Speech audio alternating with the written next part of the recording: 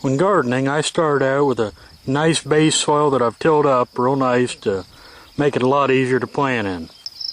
After I have the garden tilled up nice, I set up stakes to plot out where I want to have the rows at, and I use a string to mark my row.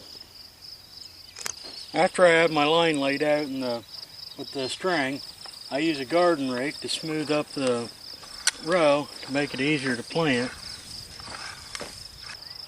Now when I make my row with the hoe, I keep the hoe flat, and so I scrape a row that's got a flat bottom to it.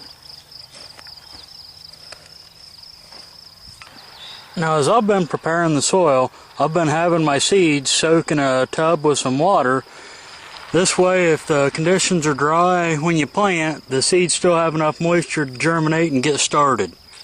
Instead of just planting a few seeds here and there, I like to just sprinkle them out in a real thick population.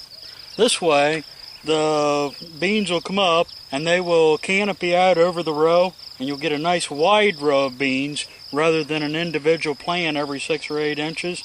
And for me, it's a lot easier to do it this way. It's not as back-breaking to plant them, this way compared to planting each seed one by one, trying to get the perfect spacing on them. You can always go back through later and thin out any extra plants if too many come up. Now to cover the seeds, I just use my work boots to bury the seeds.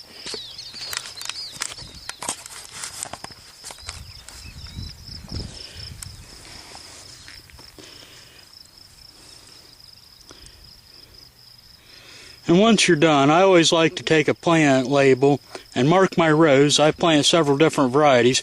This way I know what was planted and where, and it looks real nice in your garden if you have anybody come around to have all the varieties labeled.